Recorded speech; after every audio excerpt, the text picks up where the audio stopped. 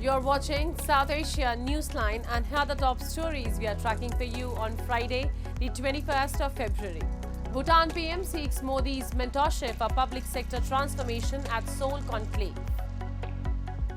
Amid diplomatic efforts, Jaishankar meets Chinese counterpart Wang on sidelines of G20 event.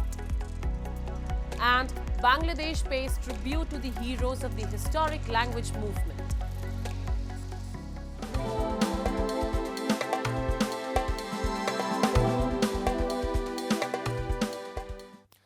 And now for all the details.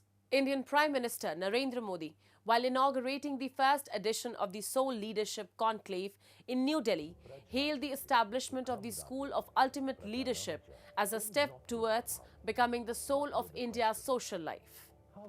Bhutan PM Tshering Tobgay was also present with the Prime Minister on the occasion. While speaking at the event, PM Modi said that some events are very close to the heart, and today's program is one of them. He emphasized that for nation building, the development of better citizens is essential. Tobgay, while speaking at the event, referred to PM Modi as his mentor and elder brother and said that he is inspired to work even harder as a public servant when he meets him. He further said that he has come here as a student and is excited to learn about leadership from PM Modi. The two-day Seoul Leadership Conclave from February 21st to February 22nd will serve as a premier platform where leaders from diverse domains like politics, sports, arts and media, the spiritual world, public policy, business and the social sector will share their inspiring life journeys and discuss aspects relating to leadership. The School of Ultimate Leadership is the brainchild of Prime Minister Shri Narendra Modi, and it is yet another testament to the Prime Minister's unwavering commitment to nurturing authentic leaders and empowering them to serve the great Republic of India. I extend my gratitude to Seoul for inviting me here today. It is an honor to be part of the inaugural Leadership Conclave, a momentous occasion that will pave the way for many generations of capable public servants and leaders. साथियों, कुछ आयोजन ऐसे होते हैं जो हृदय के बहुत करीब होते हैं और आज का ये कार्यक्रम भी ऐसा ही है। नेशन बिल्डिंग के लिए बेहतर सिटीजन्स का डेवलपमेंट जरूरी है। व्यक्ति निर्माण से राष्ट्र निर्माण, जन से जगत, जन से जग, ये किसी भी ऊंचाई को प्राप्त करना है, विशालता को पाना है,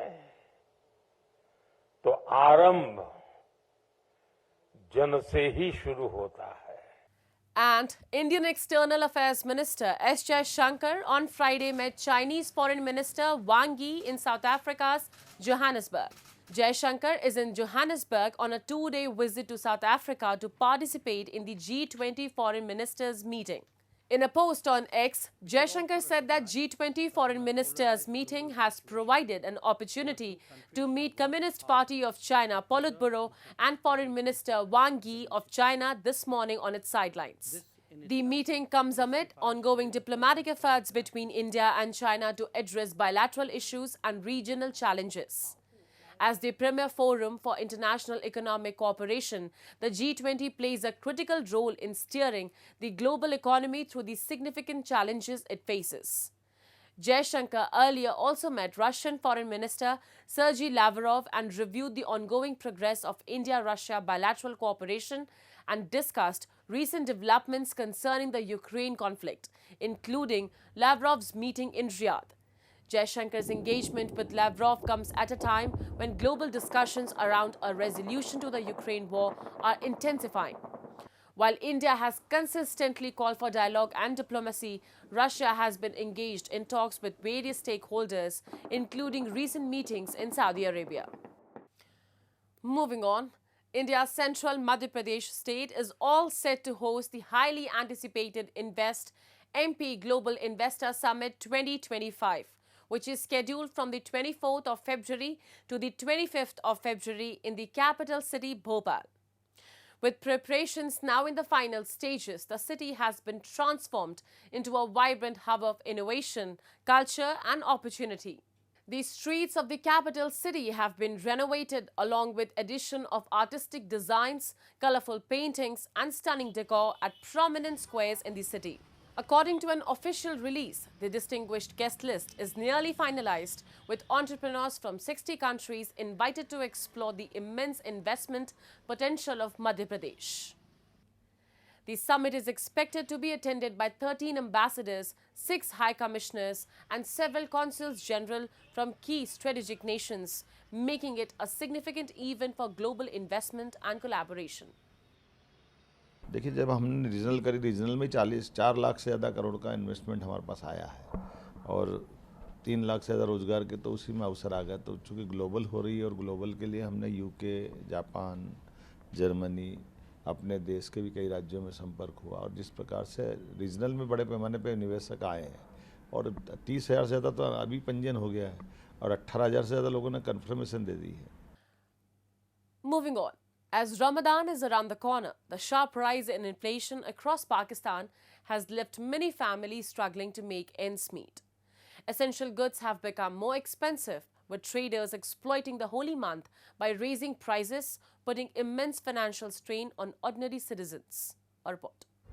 In many Islamic nations, as well as in non-Muslim countries with significant Muslim populations, special provisions are made to facilitate fasting during Ramadan.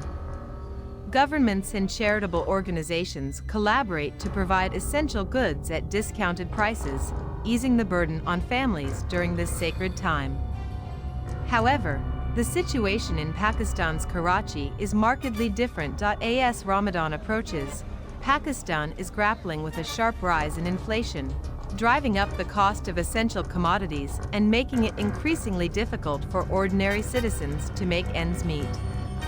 Instead of offering relief to the public during this holy month, traders, particularly in major cities like Karachi, are significantly raising prices. दुनिया में Christian, Europe में हिंदू बरादरी भी India में पैसे कम करती है और यहाँ के ताजिर लोगों को लूटने के लिए महंगाई की इंतहा पर चले जाते हैं।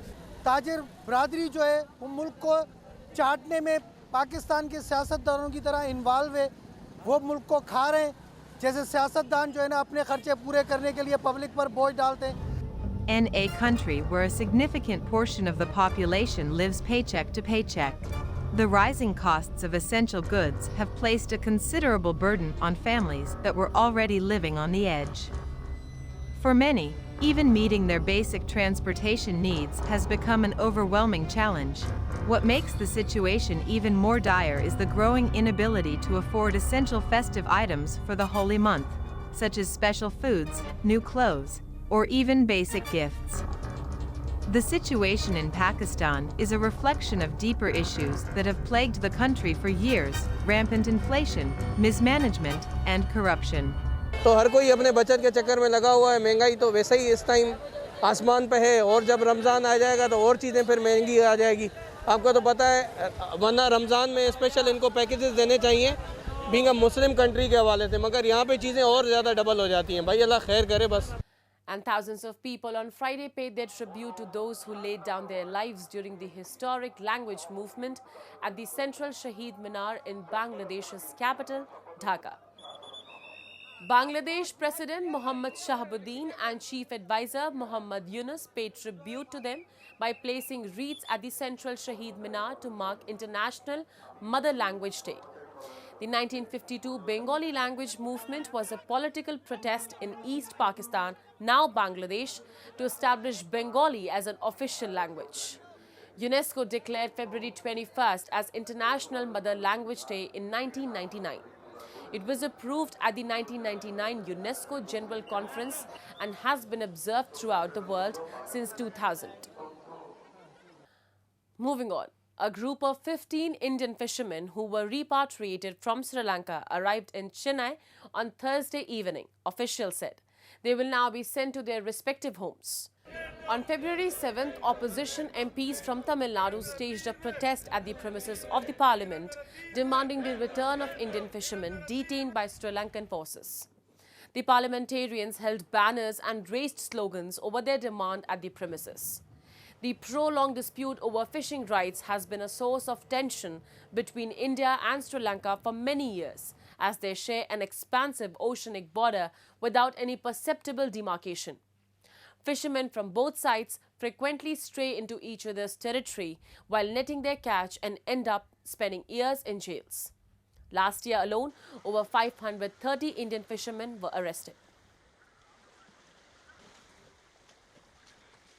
That's all in tonight's edition. We will see you same time next week. Have a great weekend. Good night.